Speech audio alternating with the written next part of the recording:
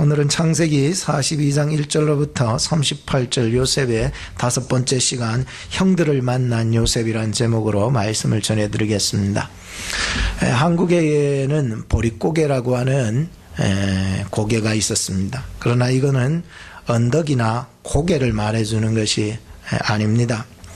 작년에 수확한 그 곡식이 다 떨어지고 없으니까 원래 심었던 그 보리가 이거 아직 여물지도 않아 가지고 있는데 익지도 않았는데 벌써 하면 먹을 것이 다 떨어지니까 없으니까는 이제 사람들이 먹을 거 없어 가지고 대략 한 4월 후반 5월 6월 요 상간에 굉장히 먹을 것이 없어 사람들이 굶주렸던 시기, 그것이 매년마다 그렇게 이루어지다 보니까는 사람들이 1년에 한 번씩은 꼭 보릿고개를 넘어야 된다. 그때 굶어 죽은 사람들도 있었기 때문입니다. 그래서 워낙 배가 고팠으니까 어떤 한 시인이 이런 노래를 했습니다. 한 입 덜 자고 한 입 덜 자고 아직 여물지도 않은 딸년 시집 보내놓고 울고 늙은 할미는 내가 빨리 죽어 한 입이라도 줄여야 한다며 밤낮 넋두리였다. 하루 해는 왜 그리도 길었던가 포동포동 살찐 허연 달을 보며 우물물로 배를 채워보지만 잠은 오지 않는다. 이게 그런데 이 한국이요, 지금 한국의 1인당 국민소득을 보면 세계에서 여러분 옛날에는 거의 뭐 꼴찌에서 5번 이런 정도의 수준이었는데 이제는 세계의 중상위권으로 올라가 있었다는 거예요. 그래서 올해에 185개의 나라 중에서 우리 한국이 28위나 껑충 뛰어 올랐다는 게 얼마나 단기간에 이렇게 하나님이 우리나라 한국을 축복해 주셨는가 한번 생각해 보았습니다. 우리 인생에도 보릿고개가 있습니다. 너무 높고 너무 가파르고 정말 힘들어서 탄식 소리만 나고 낙심할 때가 우리 인생 가운데도 있는 것입니다. 그러나 신앙인들은 인생의 보릿고개를 하나님과 함께 인내하며 감사하면서 넘겨가야 한다라고 하는 것입니다. 어떤 할머니는요, 늘 입에 감사합니다, 감사합니다 입에 붙었어요. 그래서 이분이 권사님이셨는데 한 번은 부엌에서 발을 헛디뎌 가지고 그러면 다리가 부러져 버린 거야. 그래가지고 112 구조대에 연락을 해서 도와달라 했더니 차를 몰고 와가지고 이 할머니를 싣고 가는 데에 이 할머니가 계속해서 하나님 감사합니다, 하나님 감사합니다 그러는 거예요. 그 안에서 지켜보던 그 구급대원이 할머니 다리가 부러졌는데 뭘 자꾸 감사하다고 그 말을 하십니까? 라고 물었더래요. 진짜 있었던 일인데, 그러자 이 할머니 권사님께서 하시는 말씀이, 이 젊은 양반 그래도 다리가 부러지시 망정이지 머리가 안 부러져서 머리가 안 깨져서 감사할 일 아니냐고 그 얘기를 했다라고 하는 것입니다. 한번 따라 합시다. 항상 기뻐하라, 쉬지 말고 기도하라, 범사에 감사하라. 우리 옆에 분들한테 인사합시다. 범사에 감사합시다. 어려움이 오고 다리가 부러지고 굶는 일이 있어도 신앙인들은요 항상 감사할 조건을 찾아가야 될 줄로 믿습니다. 항상 불평하면 안 돼요. 항상 우울해하면도 안 되고요. 하나님 안에서 우리가 구원받은 하나님의 백성으로 항상 감사하면서 범사에 감사하면서 쉬지 말고 기도하면서 항상 기뻐하면서 살아가는 우리 한인중앙장로교회 여러분 되기를 주의 이름으로 축복합니다. 오늘 이 말씀을 통하여 저는 첫 번째로 말씀드릴 것은 흉년에도 살 길이 있다는 말씀을 전해드리겠습니다. 한번 따라 합시다. 흉년에도 살 길이 있습니다. 믿으십니까? 어릴 적에요, 우리 아버지, 저희 아버지께서는 소장농을 하셨습니다. 이게 자기 밭이 없고 자기 논도 없어요. 그래서 논주인, 밭주인에게 그가 논을 빌려가지고 그렇게 경작을 해서 거기에 나오는 쌀과 또 열매들을 얻고 또 나머지는 주인에게 다 갖다 주게 되는 이러한 일을 하면서 먹고 살았습니다. 어머니께서는 아이들을 줄줄 저희 6남매거든요. 아이들을 줄줄 낳았는데 아이스박스 이게 하나 들려쳐 메고는 아이스크림 장사했어요. 동네방네 돌아다니는 아이스크림. 근데 날씨가 워낙 더워 있긴 해. 애들이 따라다니면서 이 자식놈들이 아이 덥다 아이 덥다 하니까 어머니 마음이 안 줄 수도 없고 해서 아이스크림 그 박스에 아이스크림 꺼내가지고 주다 보이긴 해. 자식이 이 장사가 안 되는 거예요. 본전도 안 나는 게 때려쳐버리니. 그러니까 이게 안 되는 거예요.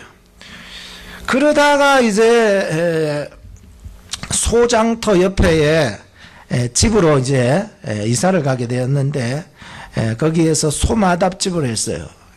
좀 개조를 해가지고 장터에 소를 몰고 사람들이 오면은 저희 집에서 먹여주고 거기에 얼마씩 돈을 받고 그래서 돈을 벌기 시작했던 거예요. 그래서 어릴 적에 저도 소마답집을 하다 보니까 이 새벽부터 일어나가지고 짝두에 염을 썰이고 막 소주 끓이고 풀 베러 가고 또 계절마다 모내기 가고 또 타작하게 되고 그래도요 막 6남매가 되니까요 먹을 거가 그렇게 부족했어요. 뭐 많이 없었어요. 그러다가 이제 어머니가 이제 아버지께서 이제 조금씩 돈을 모으셔서 이제 밭도 사시고 논도 사시고 소도 사시고 집도 사게 되었어요. 근데 아버지께서 항상 그런 말을 하셨어요. 성훈아, 니는 농사 짓지 마라. 농사 짓지 마라. 그래서 저는 지금 농사는 안 짓습니다. 목사가 돼가지고 농사는 안 짓는 가만히 기도하다 생각해 보니까 어제 말씀을 준비하면서 하나님 나 논밭매는 농사꾼은 아닌데 영적인 농사꾼이 되었네요. 이 생각이 확 들어오는 거예요. 여러분들 가만히 생각하니까 한 분 한 분 보니까 어떤 분은 고구마 같고 죄송합니다. 어떤 분은 감자 같고 어떤 분은 파 같고 어떤 분은 당근 같고 가지 같고 콩 같고 벼이삭 같고 보리이삭 같고 다 하나같이 그런 어떤 곡물로 보여지기 시작한 거예요. 그래서 하나님 저는 이 육신에 이 보여지는 어떤 논밭매는 농사꾼은 아니지만 하나님 나로 하여금 이런 영적인 농사꾼이 되게 해주셔서 감사합니다 라고 생각을 했었어요. 고린도전서 3장 6절 말씀에 보면 나는 심었고 아볼로는 물을 주었으되 오직 하나님은 자라나게 하셨나니 그런즉 심는 이나 물 주는 이는 아무것도 아니로되 오직 자라나게 하시는 이는 하나님뿐이니라. 심는 이와 물 주는 이가 일반이나 각각 자기의 일하는 대로 자기의 상을 받으리라. 우리는 하나님의 동력자들이요 너희는 하나님의 밭이요 하나님의 집이니라. 시편 65편 8절에 보면 땅끝에 거하는 자가 주의 징조를 두려워하나이다. 주께서 아침 되는 것과 저녁 되는 것을 즐거워하게 하시며 땅을 공고하사 물을 대어 심히 윤택케 하시며 하나님의 강에 물이 가득하게 하시고 이같이 땅을 예비하신 후에 저희에게 곡식을 주시나이다. 주께서 밭고랑에 물을 넉넉히 대사 그 이랑을 평평하게 하시며 또 담비로 부드럽게 하시고 그 싹에 복 주시나이다. 주의 은택으로 연사에 관시우시나니 주의 길에는 기름이 떨어지며 들의 초장에도 떨어지니 작은 산들이 기름으로 띠를 띠었나이다. 초장에는 양떼가 입혔고 골짜기에는 곡식이 덮였음에 저희가 다 즐거이 외치고 또 노래하나이다. 할렐루야. 하나님이 이와 같이 우리를 먹여주시고 입혀주시고 비를 내려주시고요 바람도 불게 하시고 인생 속에 햇빛을 온도도 다 맞춰주셔서 나의 인생 가운데서도요 이 전도사 지내면서도요 이 하나님이 얼마나 도우셨는지 몰라요. 여러분들 인생 가운데서도 하나님은 반드시 도우시는 하나님이시다는 것을 꼭 기억하시기 바랍니다. 한 번은 홈디포에 가가지고 딸기 모종 하나를 샀는데 요 근래에 얼마나 바람도 불고요 아이고 이게 뭐 비도 억수같이 막가지 우박 조금 내리고 그랬는데 그러다 이파리가요 토독토독 부러지면서 너덜너덜해지는 거야. 아이고 죽어가네 했는데요. 어제 밖에 나가 보이긴 생생하게 살아가지고요. 꺾인 놈들은 다 꺾이고 죽을 놈들은 다 죽었는데 거기서 새로 나온 이파리들이요 싱싱한 거예요. 전에는 부러질까 겁나가지고 이랬는데요. 이제는요 손으로 훌훌 터도요 안 부러질 정도로 강하게 자란 거예요. 너무 감사한 거예요. 오늘 우린 인생을 살다 보면 인생 속에서 비바람이 오고 태풍 치고요 뜨거운 햇볕이 장렬한 속에서도 여러분들 절대로 실망하지 마시기 바랍니다. 하나님 안에 있는 자들은 생명이 있는 줄로 믿습니다. 생명이 있는 사람들은요 비바람을 견뎌내서 이겨내면은 그때는요 어떤 사람이라도 흔들어 제껴도 쓰러지지 않고 꺾이지 아니하는 강력한 싱싱한 딸기 농사 잘 될 줄로 믿습니다. 이 농사라고 하니까 이런데 저도 이 농사인 것 같아요. 여러분들이 인생 가운데서도 싱싱한 이파리들이 일고요. 이제 딸기에 열매가 맺히잖아요. 맺히니까 나중에 이만하게 빨개. 여러분의 인생에도 열매가 맺히게 될 줄로 믿습니다. 비바람이 오고 막 폭풍이 내리쳐도 두려워하지 마세요. 예수 생명이 있습니다. 하나님 능력으로 여러분들 담대하게 된 줄로 믿습니다. 그렇기 때문에 새롭게 태어나는 자들은요 강하게 이겨나갈 수 있는 힘이 생기게 되는 것입니다. 하나님의 택한 백성들은요 저는 보니까 결코 망하는 법이 없다는 것을 알았습니다. 왜냐 하나님이 약속을 주셨잖아요.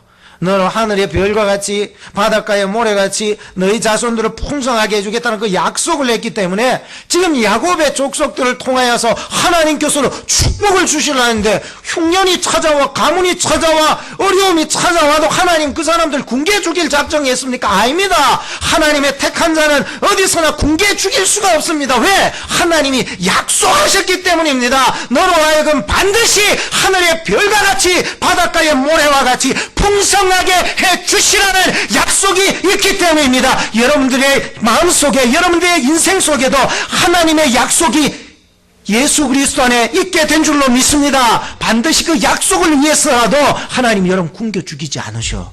걱정하지 마. 옆에 사람한테 인사합시다. 걱정하지 마세요. 안 굶겨 죽이시. 여러분 믿습니까? 안 굶겨 죽이시는 거예요. 여러분 열왕기상 17장에 보면은 엘리야도 흉년이 들었을 때에 그리 시냇가에 가가지고 있었을 때에 누가 도와줬게? 까마귀를 보내주셨어요. 누가 보내주셨게요? 하나님이 보내주셨어요. 까마귀는요 레위기에 보면은요 정결한 짐승이래요, 부정한 짐승이래요? 부정한 짐승이래요. 우리 한국 사람들도 까마귀 보면 재수 없다래요.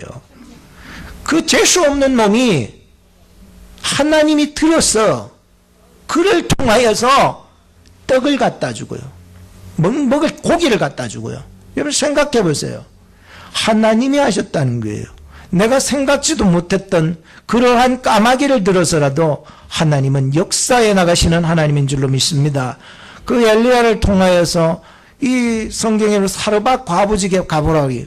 사르밧 과부 집에 가보니까 사르밧 과부가 나와가지고 나뭇가지 줍네. 왜 줍냐 하니까 이제 남은 그 밀가루 한 움큼하고 기름 조금 남았는데 요거 이제 맛있게 떡 굽어가지고 이제 자식하고 먹고는 이제 우리 죽을 낳고 마지막으로 죽을 낳고 이 흉년의 때에 죽을 낳고 생각했는데 엘리야가 말하잖아요.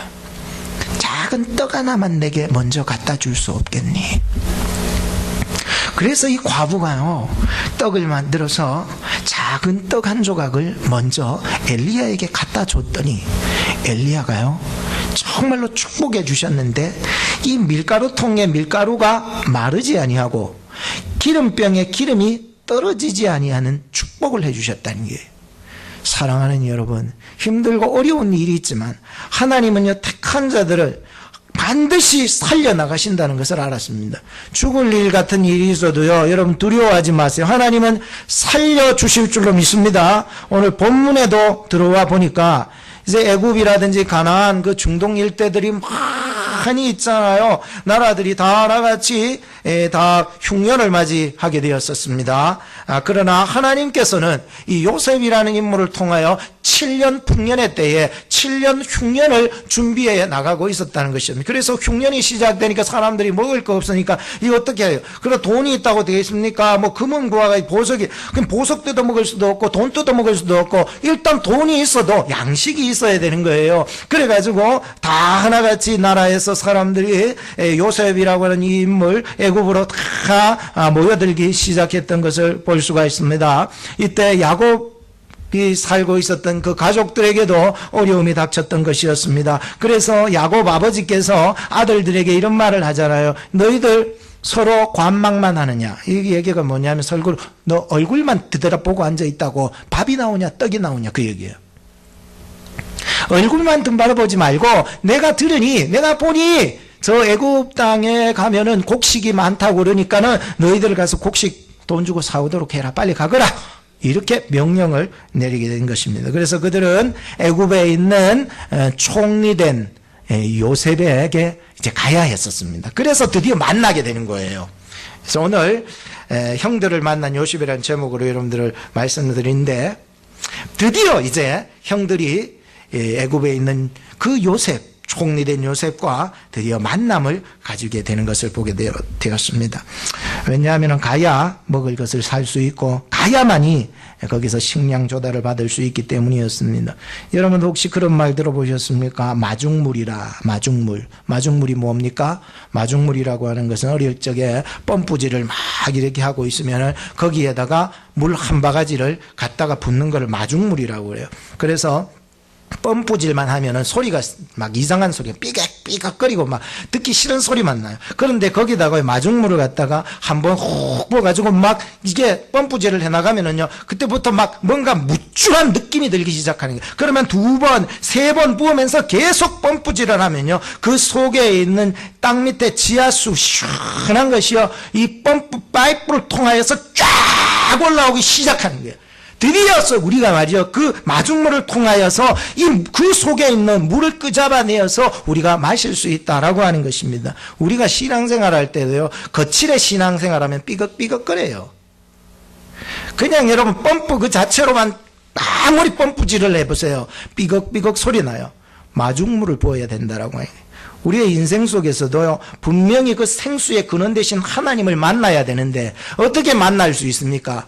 오직 예수 그리스도의 이름으로, 우리의 중보자 되신 예수 그리스도의 십자가의 보혈의 그 믿음으로 말미암아 우리가 하나님의 그 근원의 복을 땡겨올 수 있다는 거예요. 우리의 힘으로는 절대로 되지 않는 것입니다. 여러분, 예수 그리스도 이름으로 선포하며 살아가기를 주의 이름으로 축복합니다. 그 십자가의 보혈의 능력으로 살아나가셔야 된다는 것입니다. 이사야서 55장 2절에 보면 너희가 어찌하여 양식하는 것을 위하여서 은을 달아주며 배부르게 못할 것을 위하여 수고하냐. 나를 청종하라. 그리하면 너희가 좋은 것을 먹을 것이며 너희 마음이 기름진 것으로 즐거움을 얻으리라. 너희는 귀를 기울이고 내게 나와 들으라. 그리하면 너희 영혼이 살리라. 요한복음 4장 14절 말씀에 보면 내가 주는 물을 먹는 자는 영원히 목마르지 아니하리니 나의 주는 물은 그 속에서 영생하도록 솟아나는 샘물이 되리라. 요한복음 6장 53절에 보면 예수께서 이르시되 내가 진실로 진실로 너희에게 이르나니 인자의 살을 먹지 아니하고 인자의 피를 마시지 아니하면 너희 속에 생명이 없느니라. 내 살을 먹고 내 피를 마시는 자는 영생을 가졌고 마지막 날에 내가 그를 다시 살리리니 내 살은 참된 양식이요 내 피는 참된 음료로라 말씀했습니다. 인생의 가뭄이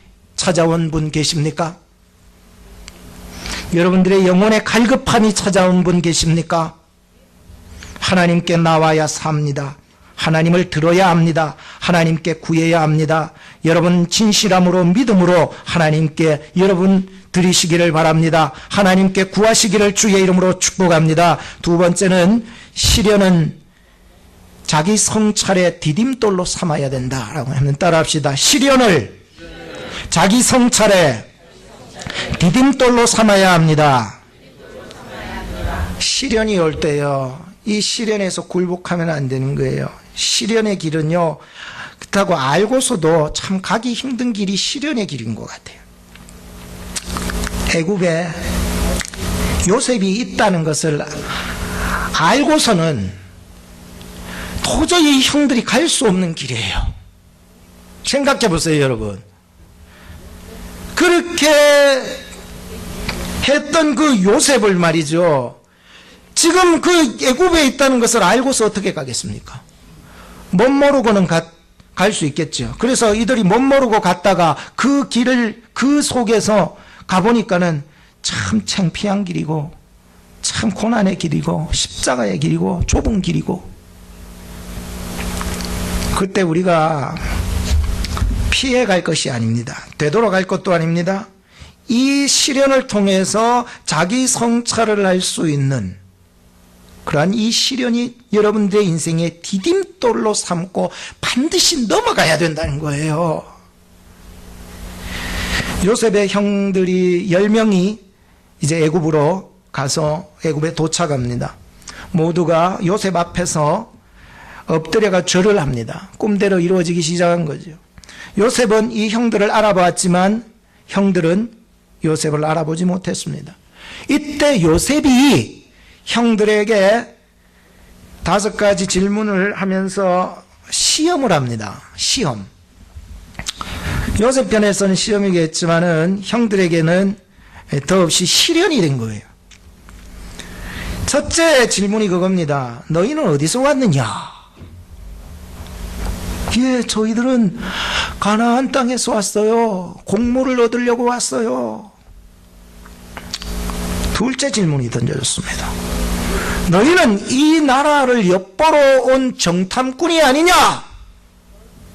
아닙니다. 저희들은 곡물을 사러 왔어요. 저희들은 가나안에 있는 한 아버지 밑에서 자란 독실한 자들이에요. 세 번째 질문이 던져집니다. 아니라 내가 보니 너희들 반드시 정탐꾼이라 하면서 확신을 하면서 그냥 너희들을 매도해버린 것입니다.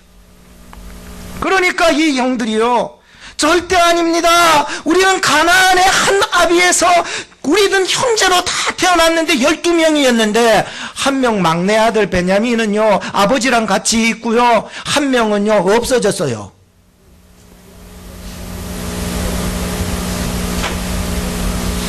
그리고 네 번째로 말합니다. 그 말이 정말인지 아닌지 증명해보라. 어떻게 증명합니까? 계속 말합니다. 그렇다면 너희의 고향으로 돌아가서 너희 아우 베냐민을 데려와 봐라. 그렇게 해야 내가 너희들이 정탐꾼이 아니라는 것을 알 수 있겠다라고 합니다. 그리고 감옥에 쳐넣어 버렸습니다. 3일이 되었습니다. 다시 요셉이 5번째 마지막 질문을 합니다. 너희들 중에 한 명만 인질로 여기 감옥에 붙잡혀 있고 나머지는 다 고향으로 가서 일단 굶주림을 다 면한 후에야 말째 아우를 데려오도록 하여라. 이렇게 얘기를 하게 됩니다. 드디어 형들에게 시련이 닥친 겁니다. 여러분 성경을 자세히 읽어보시면 21절 말씀에 보니까 정말 너무 억울하지 않습니까? 자기들은 정탐꾼이 아닌데 정탐꾼이라고 막 둘러엎어져서는 막 정탐꾼이라고 얘기를 하고 막 그런 거예요. 그래도 막 감옥에다가 집어넣고 막 이러니까 정말 억울한 거예요. 정말 이럴 수가 있느냐. 이제는 뭐 증명을 해보라고 막내 아우를 데리고 와서 증명해보라고 막 이렇게 얘기를 하니까는 정말 답답해 미칠 것만 같았습니다. 바로 그때 그들 모두가 머리를 서늘하게 스치며 지나갔던 한 사람이 생각났어요. 자기들은 억울해서 정말 아닌데 저기를 감옥에도 갇히고 정말 증명해보라고 이러한 일들이 시련이 다가오니까 머리끝에서 서늘하게 한 사람이 모든 형제들의 머리끝을 적셨던 한 사람이 있어요. 누굴까요?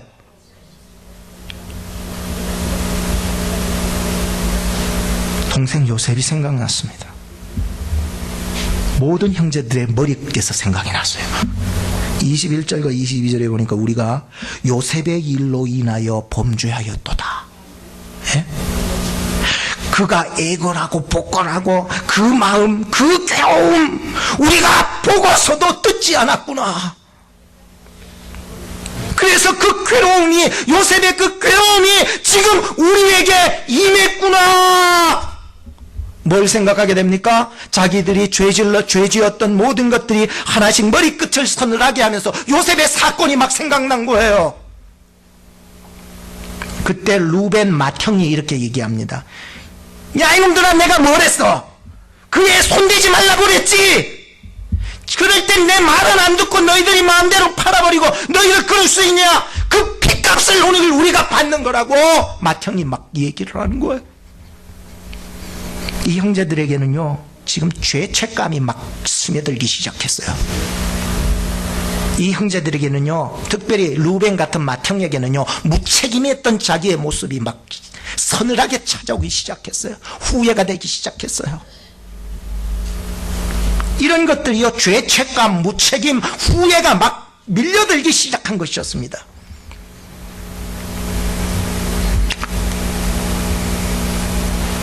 요셉이요, 이들의 모습을 보면서 그 자리에서 일어나서 뒤로 돌아갔어요. 그리고 막 울기 시작했어요. 왜 운 줄 아십니까? 두 가지로 측정해 봤어요. 첫째는 이 형님들하고 얘기하면서 동생 아버지의 소식을, 살아있다는 소식, 동생이 아직 잘 있다는 소식을 접해 듣고 그리움에 눈물을 흘리기 시작했던 거예요. 둘째는 왜 요셉이 갑자기 일어나서 뒤로 가서 울었느냐 하면 그 형들이 자신의 그 잘못과 죄악된 것을 뉘우치면서 깨닫는 그 모습을 보고 운 거예요. 이 두 가지 측면을 발견할 수가 있었어요. 과거에 형들이 자기 속에 자기 의가 굉장히 많았어요. 자기 규칙이 많았고요, 자기 종교성이 많았어요. 자기 고집과 자기 편견이 굉장히 많은 사람이었어요, 형들이. 이로 말미암아 동생을요, 우물 속에 집어다 엿보고 감금해서 살해까지 생각했던 거예요.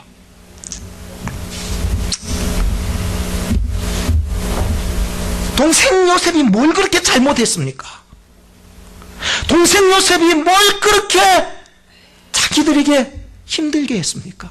그런데요, 이 형들이요, 동생이 살려달라고 꺼내달라고 그렇게 애걸하면서 구했는데도요, 그들은 시기해서 그냥 인신매매단에게 팔아버렸어요. 사람들은요, 자기의 잘못을 돌아보는 줄 아는 사람은 좀 성숙한 사람이에요.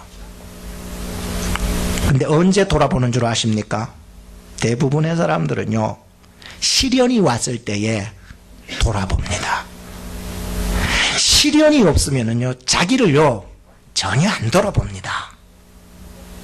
맞아요, 안 맞아요?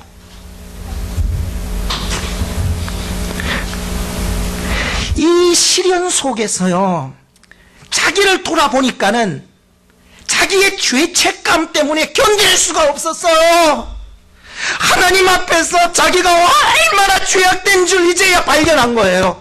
얼마나 자기가 요셉에게 큰 죄를 저질렀던지 이제서야 발견한 거예요. 그래서 저는 이렇게 표현합니다. 시련이란 사람의 양심의 문을 두드리는 노크 소리다. 받아 적어야 돼요.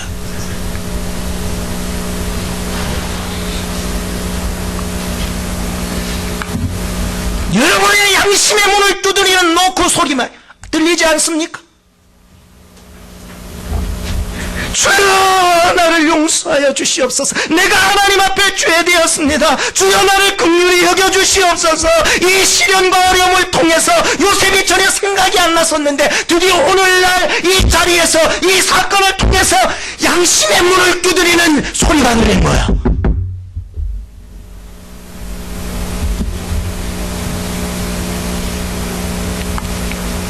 저는 어릴 적에 비가 오면은 집 앞에 작은 개울로 나가보면은 이 산과 연결이 되면 그 구봉산 앞에 건너가기가 힘들어요. 그러면 큰 돌을 가지고 와서요, 들어가지고 던져요. 물속에다 던져요. 왜 던져요? 징검다리 건너기 위해서 던지는 거예요. 그리고는 그 돌을 디딤돌로 삼아서 건너는 거야. 여러분, 양심의 문을 두드리는 노크 소리가 혹시 들리지 않습니까? 양심이 있다면 양심의 문을 두드리는 그러한 노크 소리가 안 들리냐고요.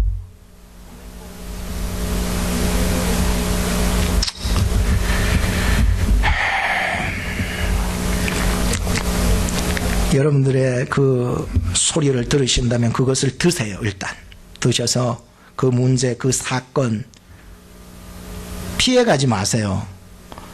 그것을 들어서 예수 그리스도 앞에 던지시기를 주의 이름으로 축복합니다. 예수 그리스도 안에서 회개하고 그 보혈의 능력이 여러분들의 양심의 문을 뚫었던 그 사건들이 해결받게 될 줄로 믿습니다. 그래서 그 시련의 돌이 던져졌을 때에 그 시련의 돌을 디딤돌로 징검다리로 삼고 건너셔야 된다는 거야. 히브리서 9장 13절 말씀에 보면 염소와 황소의 피와 암송아지의 피로 부정한 자에게 뿌려 그 육체를 정결케 하여 거룩하게 하거든. 구약 성경 때는 다 그랬잖아요. 짐승의 피를 뿌려가지고 부정한 사람 다 정결케 하고 이런 행위를 했잖아요. 히브리서 9장 14절에 보면 하물며 영원하신 성령으로 말미암아 흠없는 자기를 누구예요? 예수 그리스도를 하나님께 드린 그 예수 그리스도의 피가 어찌 너희 양심으로 죽은 행실에서 깨끗하게 하지 아니하랴? 요한일서 1장 9절의 말씀에 보면 만일 우리가 우리 죄를 자백하면 저는 미쁘시고 의로우사 우리 죄를 사하시며 모든 불의에서 우리를 깨끗하게 하실 것이요. 믿습니까? 여러분들이 양심이 있다면 두드리는 주의 성령의 음성을 듣고 그 많은 사건들을 끄집어 예수에게 던지세요. 예수 그리스도의 보혈이 여러분의 모든 죄를 다 씻어 맑게 하실 줄로 믿습니다. 그래서 그 시련과 어려움의 징검다리를 밟고 넘어가셔야 되는 거예요. 마지막 세 번째입니다. 걱정하지 말고 하나님께 맡기며 살아야 됩니다. 한번 따라합시다. 걱정하지 말고 하나님께 맡기며 사십시오. 세상 사람들은 다 하나같이 자기 걱정도 많은 거 그렇게 하면 남의 걱정까지 다 하는 사람들이 세상에 너무 많아요. 하나님께서는 다 맡기라는데 말이죠. 지금 형들에게 계속 이상한 징조들이 일어나기 시작합니다. 아니 곡식자루, 각자의 곡식자루마다 처음에는 한 사람이었는데 집에 와서 다 풀어보니 각자의 곡식자루마다 다 돈뭉치가 다 들어있었던 거예요. 겁이 났습니다. 두려웠습니다. 아버지 야곱은 야 베냐민 데려가지 마라. 절대 안 된다. 내 눈에 흙이 들어가도 안 된다. 나 죽일라 그러면 데려가라. 루벤 맏형은 지금 잡혀있는 시몬이 있는데 어떻게 안 데리고 올 수 있냐고 데려가서 얼굴만 보여주고 다 데리고 와야지요 라고 얘기를 가야 된다라고. 아버지는 안 된다라고. 저는 이 사건을 보면서 이 모든 일들이 이 야곱의 모든 가족들을 요셉과 함께 살게 하려고 하나님이 인도해 나가시는 작업이구나라고 하는 생각을 해봤습니다. 하나님의 새로운 일이 여러분들에게도 시작되실 거예요. 근데 내가 이상한 눈으로만 바라보면은 절대로 하나님의 섭리를 못 보는 거예요. 하나님이 여러분들을 위해서 이전에 생각지도 못하고 이전에 기억된 바도 모르는 그런 새로운 일을 여러분들에게 펼치겠다는데요. 근데 사람들은 다 하나같이 옛 것이 좋거든요. 새 거 싫어해요. 새로운 일을 이루어 나가시는 하나님이신 줄로 믿으시기 바랍니다. 놀랍고 비밀한 일을 여러분들에게 이루어 나가는데 나는 자꾸만 옛날 것만 붙잡고 앉아있으면 뭘 어떻게 하자는 것입니까? 하나님이 새 일을 이루어 나가신다는데요. 고린도후서 4장 7절 말씀에 보면 우리가 이 보배를 질그릇에 가졌으니 이는 능력의 심이 큰 것이 하나님께 있고 우리에게 있지 아니함을 알게 하려 함이라. 우리가 사방으로 우겨쌈을 당해도 쌓이지 아니하고 답답한 일을 당해도 낙심하지 아니하며 핍박을 받아도 버림받지 아니하며 거꾸로 뜨림을 당해도 망하지 아니하고 우리가 항상 예수 죽인 것을 몸에 짊어짐은 예수의 생명도 우리 몸에 나타나게 하려 함이니라. 여러분 영광만 바라지 마세요. 고난이 있어야 영광인 거예요. 부활만 바라지 마세요. 죽어야 부활이 이루어지는 것이죠. 베드로전서 5장 7절 말씀에 보면 너희 염려를 다 주께 맡기지 말에 맡기래. 오만 염려를 자기가 다 안고 있어요. 왜 그래야 하는 것입니까? 하나님께서 우리를 권고해 주시겠다는데, 우리의 모든 짐을 다 맡아 주시겠다고 약속해 주셨는데, 시편 55편 22절에 보면 너의 짐을 여호와께 맡겨버리라. 오늘요, 우리가 하나님 앞에 이 모든 문제를 맡기게 된다면 영영이 너를 유동치 않게 붙잡아 주겠다고 말씀해 주셨습니다. 결론을 짓겠습니다. 어떤 목사님이요, 고등학교 시절에 폐병이 들었어요. 그래가지고 학교를 가지 못하고 요양원을 가게 됐는데, 그게 이제 기도원 요양원이었어요. 아무리 요양원에 기도원에 가서 기도를 해도 고침받지를 못하는 거예요, 폐병이. 그래가지고 실망하고 낙심하고 있었던 차에 기도원 원장님께서 오셔가지고는 이런 얘기를 해주셨어요. 그래서 힘을 얻었대요. 잘 들어보세요. 내가 마실에 나갔더니 포크레인이 한 대가 막 건물을 부수고 있었는데, 그 건물이 아직 멀쩡한 건물인데 막 부수고 있더래요. 그래서 그 포크레인 부수고 있는 사람에게 찾아가서, 아저씨, 이 멀쩡한 건물이고 아직 깨끗한데 왜 이걸 부수냐고 얘기하는 거예요. 그 사람이, 포크레인 운전하던 사람이 이런 말을 합니다.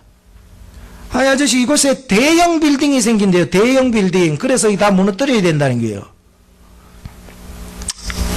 그때 이 기도원 원장님께서 큰 깨달음을 알아서 이 아이에게 얘기를 해준 거예요. 폐병이 들렸던 고등학생에게. 우리에게 하나님께서는 어려움을 주시기 위해서 완전히 망가뜨리려고, 우리를 이렇게 무너뜨리려고 하는 것이 아니래요. 왜냐하면은 우리를 통해 더 아름다운 것, 더 좋은 것, 더 튼튼한 것을 만들어주기 위해서 작업하신다는 거예요. 그 폐병 들렸더니 고등학생이 그 말을 듣고 머리가 번쩍 뜨인 거예요. 기도 방향이 달라졌어요. 주여 고쳐주시옵소서, 주여 고쳐주시옵소서. 이게 아니라, 주님, 나를 사용하여 주시옵소서. 나를 통하여 하나님의 놀라운 계획이 저에게 이루어지게 하여 주시옵소서. 하나님의 뜻이, 하나님의 계획이 나를 통하여서 이루어지게 하여 주시옵소서. 이 고등학생이 목사가 되잖아요. 고침받았어요. 우리는 항상 그거 문제만 가지고서 막 매달리기 시작하는데, 기도 방향이 달라져야 되죠. 하나님이, 지금은 비록 우리가 참 힘들고 연약하고 모자라 보이지만, 하나님이 우리를 통하여서 원대한 꿈을 품고 계신 줄로 믿으시기 바랍니다. 이걸 바라봐야죠. 하나님 안에는 절망이 없습니다. 난 안 된다고 할 때 하나님은 된다고 하시는 것입니다. 반드시 성도들에게는 살 길이 있습니다. 시련을 딛고 전진해 나가시기 바랍니다. 하나님께 맡기며 살아나가시기 바랍니다. 기도하겠습니다. 하나님, 끝까지 신뢰할 수 있는 마음을 주옵소서. 하나님께서 날 향하신 계획, 그 뜻이 오늘날 저에게 이루어지게 하여 주시옵소서. 시련을 딛고 전진해 나갈 수 있게 하여 주시옵소서. 모든 염려와 걱정을 주께 맡기고 선한 싸움을 싸우는 저희들 되게 하옵소서. 예수님의 이름으로 기도하옵나이다. 아멘.